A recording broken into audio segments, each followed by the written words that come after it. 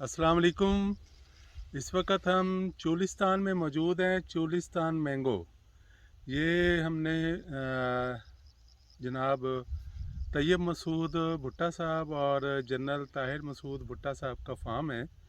और यहाँ पर इनके टोटल जो एग्रीकल्चर कर रहे हैं वो 400 एकड़ में कर रहे हैं। तो इन्होंने यहाँ पे 4000 पौधे लगाए थे मैंगो के। तो कुछ पौधे जो हैं वो सर्दी की वजह से हिट हुए हैं। तो सर्दी की एक तो हमने मुकम्मल जो है वो प्रोटेक्शन करनी होती है कि उसको जब नए पौधे हमने लगाने हैं तो उसकी प्रोटेक्शन हम किस तरीके से बेहतर कर सकते हैं ताकि हमारा जो नुकसान है वो कम से कम हो। ये STS के ऊपर लगे हुए हैं और ये 4x12 के ऊपर है। तकरीबन 900 प्लांट्स पर एकड़ है। तो STS पे जब भी हमने आर्चर्ड लगाना है तो हमने किन चीज़ों का ख्याल रखना है। जैसे ये यहाँ पर हम एक नई वो तजुर्बा करने जा रहे थे। हमें यहाँ की साइल का, यहाँ के पानी का नहीं पता था। तो जब हमने STS लगाना है आर्चर्ड तो सबसे पहले हमने साइल टेस्ट करवाना है। तो साइल इसकी जो है वो मार्जिनल फिट थी और यहाँ पे जो पानी हमने टेस्ट करवाया वो भी मार्जिनल फिट था। लेकिन आप ये देख रहे हैं कि फसल बहुत अच्छी हुई हुई है। यहाँ भी ये गंदम थी लेकिन इसमें घास हो गया। और जितने भी पौधों के कवर हटाए हैं और जो सर्दी से बच गए थे तो माशाल्लाह इस वक्त हेल्दी है। इसका मतलब है कि ये आगे जाके अच्छी ग्रोथ करेंगे। यहाँ पर जो जनाब जनरल ताहिर मसूद भुट्टा साहब का एक ख्वाहिश है कि वो जिस तरह मुग़ल उसमें दौर में था, उन्होंने एक बाग लगाया था। वहाँ पर 1 लाख पौधे जो थे वो थे बड़े सगीर में, यहीं अपना दिल्ली के पास। तो इसी तरीके से इनकी भी एक ख्वाहिश है कि वो चोलिस्तान में 1 लाख पौधा जो है वो लगाएं और शायद 1 लाख से भी ज़्यादा हो जाएगा। लेकिन वो अपने सिर्फ एक जो उसकी अपनी ख्वाहिश है उसमें जो है ना वो चाह रहे हैं कि 100 एकड़ में हम 1 लाख पौधा जो है उसको लगाएं। तो इंशाल्लाह ये ख्वाहिश भी ज़रूर पूरी होगी। STS मैंगो के लिए हमें अब जो टाइम आ गया है कि इसके हमने कवर हटा दिए हैं। जैसे ये आप देख रहे हैं ये सारे कवर हमने हटा दिए हैं। इसी तरीके से अब इसकी सफाई करेंगे, गोडी करेंगे। गोडी करने के बाद जो है हम इसकी फर्टिलाइज़र जो है उसको मैनेज करेंगे। इसके ऊपर एक हम फंजीसाइड का स्प्रे मारेंगे। इस वक्त बहुत कम होगी लेकिन टिपिंग जिन पौधों की हमें ज़रूरत होगी, जैसे ये हमें नज़र आ रहा है, तो इसको हम यहीं पर टिप कर देंगे। ये हमारे यहाँ ट्रेनिंग भी है तो हमने टिपिंग और ट्रेनिंग जो है वो भी साथ साथ चलानी है। और इसके अलावा आपको जो अहम चीज़ है वो सिर्फ अब होगा कि पानी और फर्टिलाइज़र हम दें। और इसका रिस्पांस जो है अगर हमें 6 महीने और बेहतरीन मिलता है तो फिर हम यहाँ पर बहुत बड़ी कामयाबी हासिल कर लेंगे कि चोलिस्तान में हमने अपने मैंगो को कामयाब कर लिया है। और ये शायद पाकिस्तान में इधर जो है इस एरिए में, ये मेरे बिल्कुल यहाँ पे जो सामने है वो इंडिया का बॉर्डर है। यहाँ से 10 से 15 किलोमीटर है। और इस एरिए में जो है सिवाय फसल के कुछ भी नहीं हो रहा था। तो यहाँ पर अब हम जो है वो मैंगो ऑर्चर्ड जो है वो लगाने जा रहे हैं। यहाँ इससे पहले फ्रूट ट्री का कंसेप्ट नहीं है। और पूरे चोलिस्तान में ख़ास तौर पर जो आपकी नेशनल हाईवे से टुवर्ड्स डेजर्ट है वहाँ पर जो है वो मैंगो का तो तस्वर ही नहीं है। तो नेशनल हाईवे से जब हम टुवर्ड्स इंडस रिवर जाते हैं तो उस तरफ हमें तमाम आर्चर्ड मिलते हैं, मैंगो के भी और दूसरे फ्रूट ट्रीज भी। तो यहाँ पर अभी किन्नू भी हो रहा है और मैंगो भी हम लगाने जा रहे हैं। एक सवाल और बहुत ज़्यादा पूछा जाता है कि STS में हमने कौन सी वैरायटीज़ लगानी है, क्योंकि आजकल प्लांटिंग टाइम है, प्लांटिंग सीज़न है। तो STS में आपने सबके लिए किसी भी शहर में, इलाके में कोई भी है, तो STS में आपने जो वैरायटी लगानी है वो आपने कमर्शियल वैरायटी लगानी है। कमर्शियल वैरायटीज़ कौन सी हैं? सिंदड़ी है, सफ़ेद चौंसा है, चनाब गोल्ड है, किसी हद तक समर बहिश चौंसा और 12 नंबर लोटोल और अजीम चौंसा। तो ये 5-6 वैरायटीज़ हैं, जहाँ इसी में हमने इन्हीं के ऊपर फोकस रखना है। अब वो दौर चला गया है कि हम जो है बहुत सारी जो है वैरायटीज़ जो है वो लगा लें कि उसमें लंगड़ा भी है, आपके पास दुशहरी भी है, उसके बाद आपके पास मालदा भी है। अब हम एरिया का बताते हैं। अगर आप लोअर सिंध में हैं तो आपने कौन सी वैरायटीज़ लगानी है, वहाँ पर आप जो है फोकस रखें अपना सिंदड़ी पे। बिल्कुल जहाँ से स्टार्ट हो रहा है वहाँ आप मालदा भी ज़रूर लगाएं, क्योंकि लोकल में वो बहुत अच्छा सेल हो जाता है कि नौकोट, उमरकोट और ये मीरपुर ख़ास से भी जो ऊपर के एरिया है टुवर्ड्स इंडियन बॉर्डर, तो वो सबसे पहले वहाँ से मैंगो आता है और उस वक्त जो मार्केट है बहुत तेज़ होती है। तकरीबन 400 रुपये किलो तक भी मैंगो मार्केट में सेल हो रहा होता है। उसके बाद जब हम मीरपुर ख़ास में आ जाते हैं, टंडवाला यार है, हैदराबाद है, हाला है और ये एरिया, और फिर सेंट्रल सिंध में जो है वो नवाबशाह है, और अपर सिंध में हमारा नौशहरा फ़िरोज़ है और सक्खर डहरकी है। तो इन तमाम इलाकों में जो है मेन जो वैरायटी होगी वो आपकी सिंध में सिंदड़ी होगी। उसके बाद जो अपर इलाके हैं वहाँ पर आप जो है सफ़ेद चौंसा को भी साथ ट्राई करें। उसके साथ चनाब गोल्ड भी आप हर एरिया के सिंध का जो एरिया है उसमें ज़रूर ट्राई करें। जो रहीम यार ख़ान है, रहीम यार ख़ान में आप सिंदड़ी मेन फोकस होगा हमारा, और लेट सिंदड़ी चनाब गोल्ड उसके ऊपर आप करेंगे फोकस, और सफ़ेद चौसा। इसी तरीके से जलालपुर पीर वाला सिंदड़ी के लिए बहुत अच्छी वो एरिया है, और वहाँ पे सिंदड़ी है भी बहुत ज़्यादा। और भावलपुर में अब बहुत ज़्यादा प्लांटेशन हो रही है, तो यहाँ भी हमने कमर्शियल वैरायटीज़ के ऊपर फोकस रखना है।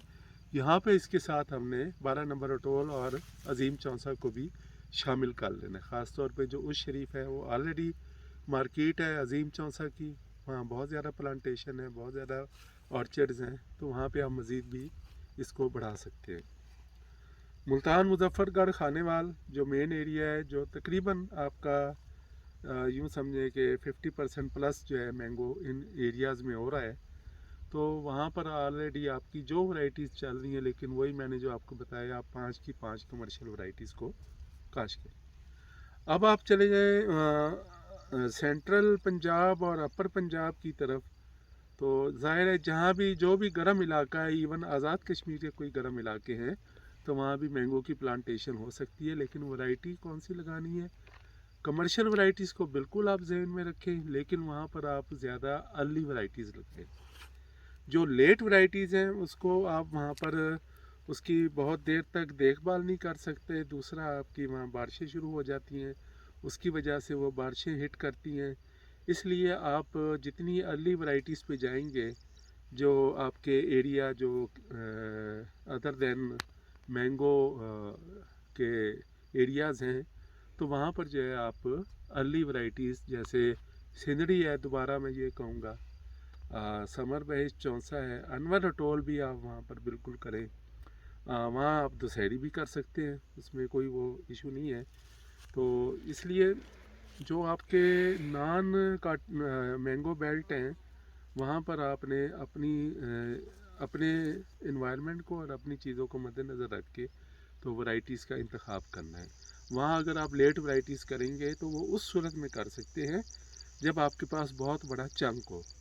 लेट से आप 25 एकड़ पे मैंगो लगाना चाह रहे हैं, और फिलहाल स्टार्ट जब आप करेंगे तो वो स्टार्ट जो है अगर STS में करेंगे तो बिल्कुल 1 या 2 एकड़ से करें। पहले अपने आप को जो है उसमें अपनी कैपेसिटी बिल्डिंग करें। जब आपकी कैपेसिटी बिल्डिंग हो जाए, आपको सिस्टम समझ आ जाए, तो उसके बाद जो है आपने उसको बढ़ाते जाना है। तो सिस्टम बहुत स्ट्रेट फॉरवर्ड है, इसमें कोई रॉकेट साइंस नहीं है। ये जैसे हमने यहाँ आर्चर्ड लगा दिया है, इसका सिर्फ है कि अभी हमने इसको जाके ट्रेनिंग करनी है। ट्रेनिंग अभी नहीं करेंगे, अभी सिर्फ हम इसे पानी लगाएंगे, खाद देंगे और इसकी एक एक फ्लश लेंगे। इसकी फ्लशेस जब आ जाएंगी, जब नई फ्लशेस एक दफ़ा आ जाएंगी, फिर उसके बाद हम इसकी ट्रेनिंग करेंगे। ट्रेनिंग करके फिर हमने टोटल ट्रेनिंग 2 तरीके से हो सकती है कि हम इसको यहाँ से काट दें, कि हम नीचे से इसकी हाइट को ले लें कि हमारा मैक्सिमम जो है वो 80 सेंटीमीटर पे आ रहा है या 90 पे भी आ रहा है, तो वहाँ पे हम इसकी ट्रेनिंग करेंगे। एक ये हो सकता है, दूसरा ये हो सकता है कि हम इसको जो है टर्मिनल बर्ड, अगर हमारी सर्टेन हाइट अवेल हो गई है और वहाँ टर्मिनल बर्ड मौजूद है और मैच्योर बर्ड है, तो उसको हम जो है वो टिप कर देंगे। इसके बाद जितना प्रोसेस होगा वो हमारा टिपिंग का होगा। जैसे मेजर तारिक खान साहब के पास आपने देखा है कि हमने किस खूबसूरत तरीके से उस आर्चर्ड को डेवलप कर लिया है।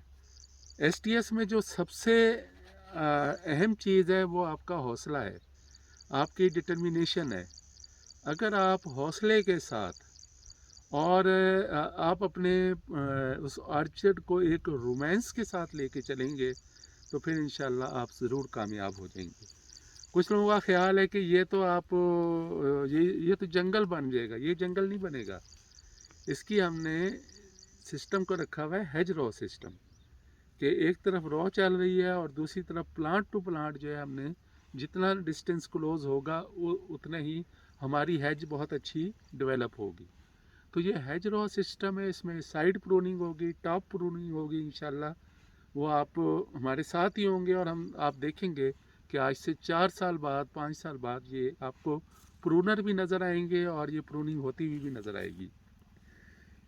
इसमें हम आपको हर वक्त साथ खड़े हैं।